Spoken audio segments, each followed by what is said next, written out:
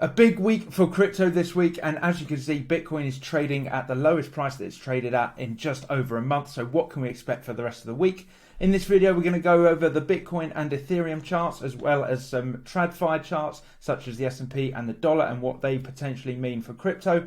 We'll then go over the macro events you need to know about this week before finally taking a look at the altcoin charts for some potential trade setups. But first of all, big thanks to our sponsors, Coinbase, for sponsoring our Earn While You Learn program, which is on our Learning Crypto Premium, which we have moved over from Bybit to Coinbase Advanced Trade. What I love about Coinbase Advanced Trade is that it has all of the trading tools and technical indicators you need, including advanced charts from TradingView and custom watch lists. It already has a large number of trading pairs, including 237 USDC pairs, which can be used to access the most popular USD-based markets. Most importantly though, it's the high security standards, which makes me feel at ease with my trading balance being on there. Coinbase Advanced Trade uses state-of-the-art encryption and security programs to protect your assets. The assets are held one for one and are never lent out without user consent. This is key for me considering what has happened to various exchanges and lending platforms over the past 18 months. And finally, my favourite bit, you can earn up to 4% rewards on your USDC balance. Sometimes the best position is having no position, and with Coinbase Advanced Trade, you can earn rewards by sitting on the sidelines. Please do remember though, capital may lose all value. Cryptocurrency is not currently regulated in the UK and is subject to capital gains tax. If you like what you see on Coinbase Advanced Trade, hit the link below, follow that, and you can make an account really quick, really simple, and we really do appreciate it because it would help out the channel as well. But as you can see, nice clean user interface.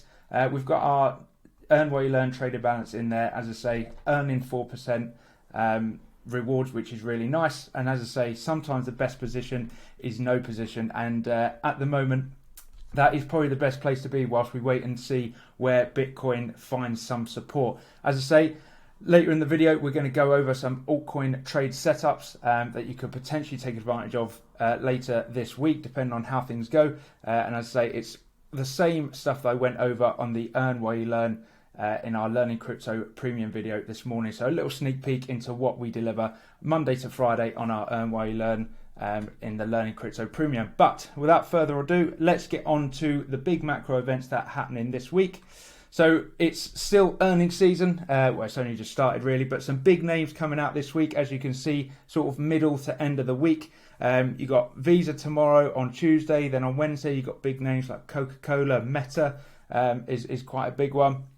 Going into late into the week, you got MasterCard, McDonald's, all that good stuff. So some big names coming out this week. We'll see if they rock the boat at all. Microsoft on Tuesday as well, I've just seen. So big week for earnings. And then not only that, but we have the big one, the FOMC rate decision this Wednesday. Now, it's pretty much guaranteed that we're going to see a 25 basis point hike.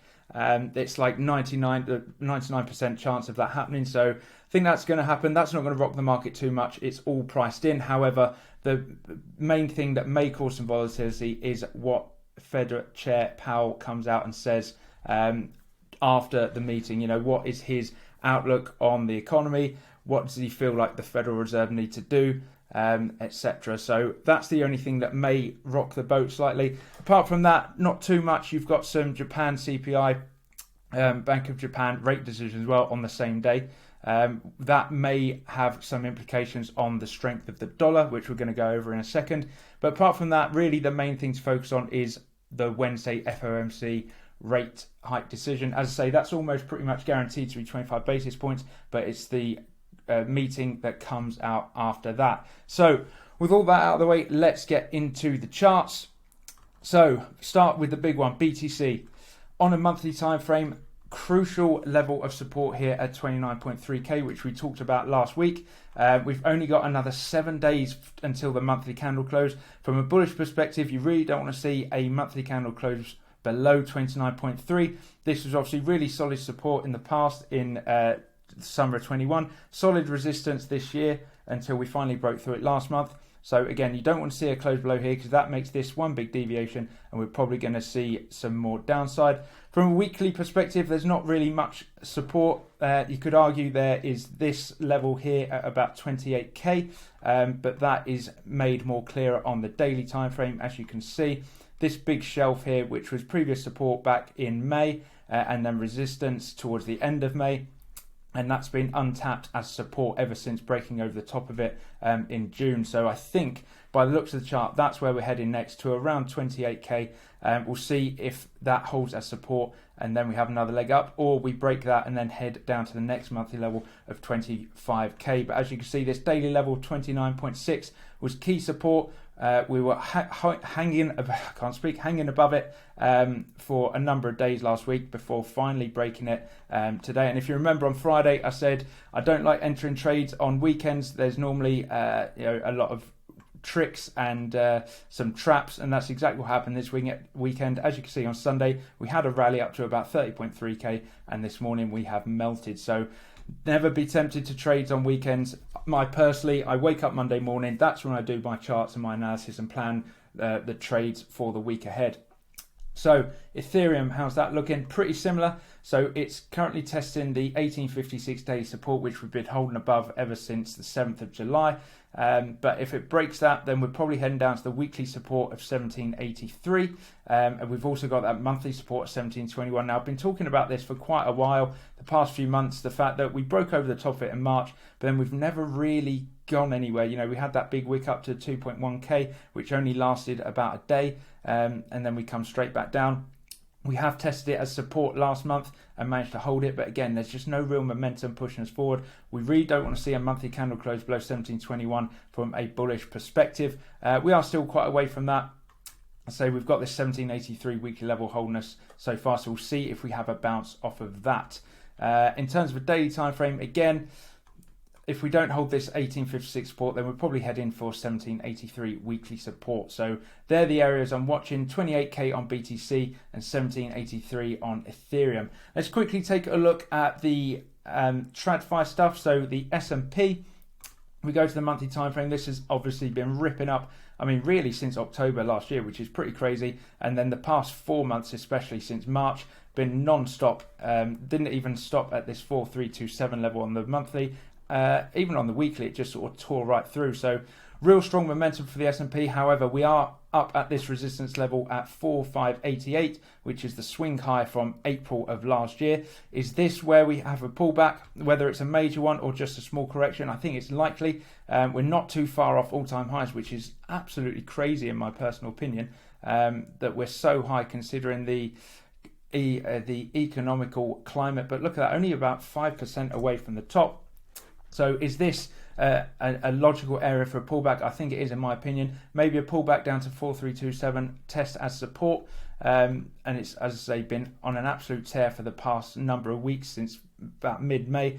So looks ready for a pullback. Will that mean that Bitcoin pulls back with it? It's likely. There's normally quite a strong correlation between the S&P and BTC. Not 100%, not all the time, but usually when traditional markets don't do well, Bitcoin tends to follow. And then finally, the DXY, if we go again to the monthly time frame, we've got this big monthly level that we've not closed below, which is about 101. Haven't closed below there in a long time, since we broke above it in April of last year. You can see we've had a big wick so far, which bounced quite nicely off 99.63, this level of support here.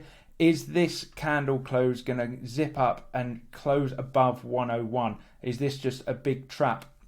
We'll have to wait and see. If that does happen and we zip up and close above 101, then I think that's going to signal some strength in the dollar. And usually a strength in the dollar is bad for BTC. Again, not 100% correlation, but normally a strong dollar means weak BTC. So there's a couple of red flags there to keep an eye on. Has Bitcoin topped out? You know, we had that big push on the news of the ETF. Then we had the Ripple case, which was settled.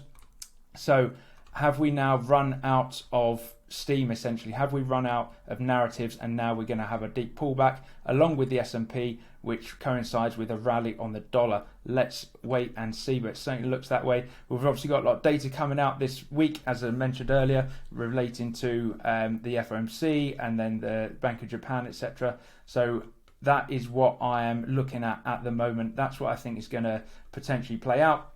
With that in mind, let's take a look at some altcoins and have a look at some potential trades. So a lot of altcoins, pretty much all of them, are within big higher time frame ranges, and many of them have come up and rejected their mid ranges, whether that's a weekly or monthly mid range. As you can see with ADA, mid range here at 33 cents, rejected it the past 2 weeks, and looking like more downside.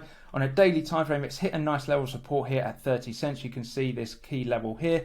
The only thing that concerns me here, why I wouldn't be too quick to jump in long, is we already had a bounce off it on the 18th of July last week on Tuesday. We had a little rally from there up until the weekly mid-range and then rejected again. So I wonder whether this has got enough strength in it to have a real run. If it doesn't, if you get a daily close below 30 cents, then I would look at shorting the bearish retest down to 26.6 cents. However, if we do get a daily close above this today, might be worth looking at a potential long up to that weekly mid-range again. That's AD8. Let's take a look at AVAX. Again, similar scenario.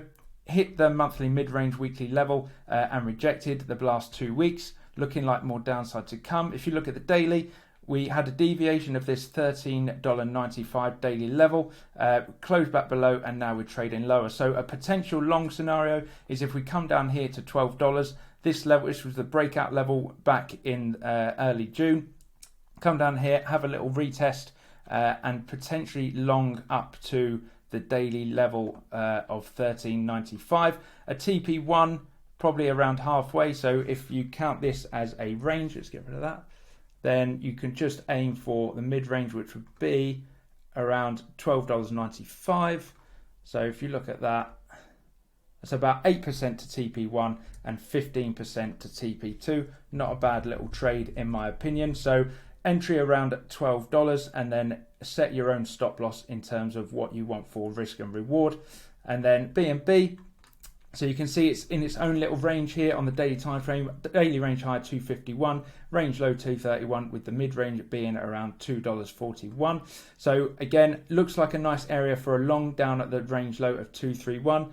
TP1 would be the mid range at about 4 and a bit percent. TP2 would be the range high at around 8.27.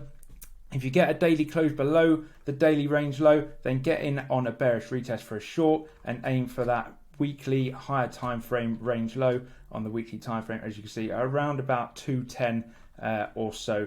So that would be my plans on BNB.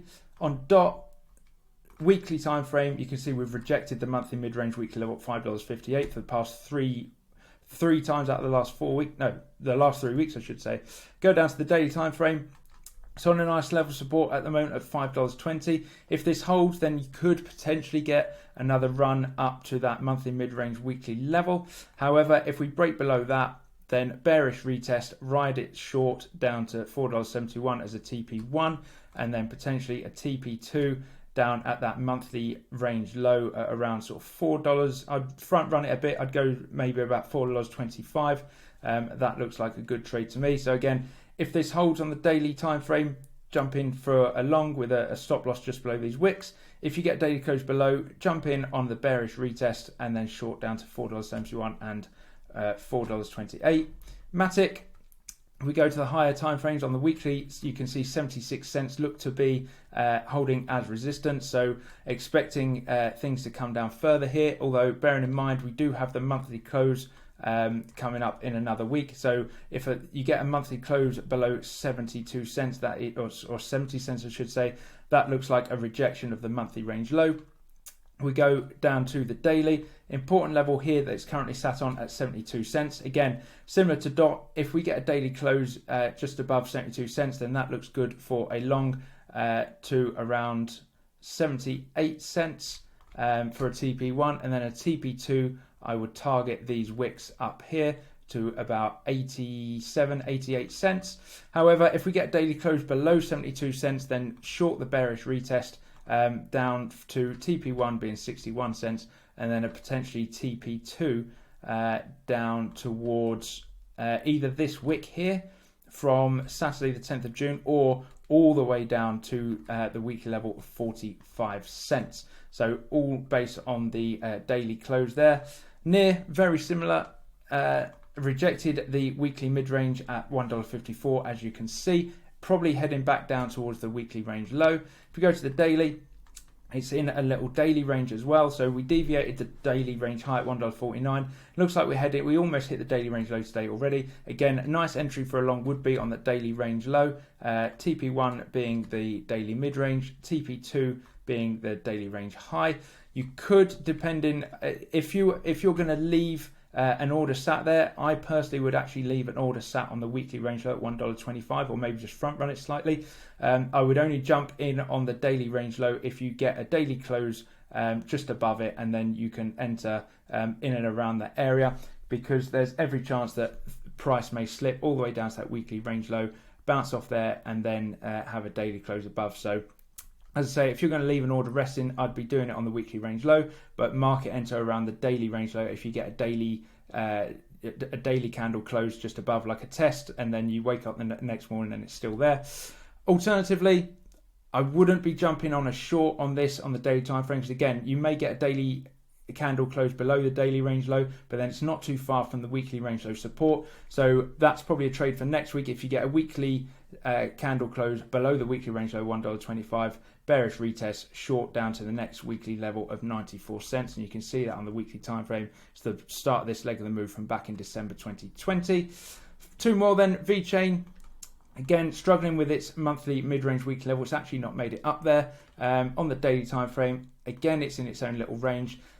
This isn't in a great place at the moment. I would wait for a long down here at 0.0178. Bottom of the range, nice little range low. Again, similar to everything else we've looked at. TP would be daily mid-range. TP1 at around 0.019, as I say, which is the daily mid-range. TP2 being the daily range high at 0.02. Once again, if you get daily close below 0.017, which is the daily range low, bearish retest, and you can short that down to the monthly range low of 0.015. And then finally, ZIL, once again, struggling with its weekly level here at around 0.023. If we go to the daily time frame, in its own daily range again, failed to break the range highs at 0.022, currently sat on the daily mid-range. I wouldn't be jumping into a long here on this daily mid-range.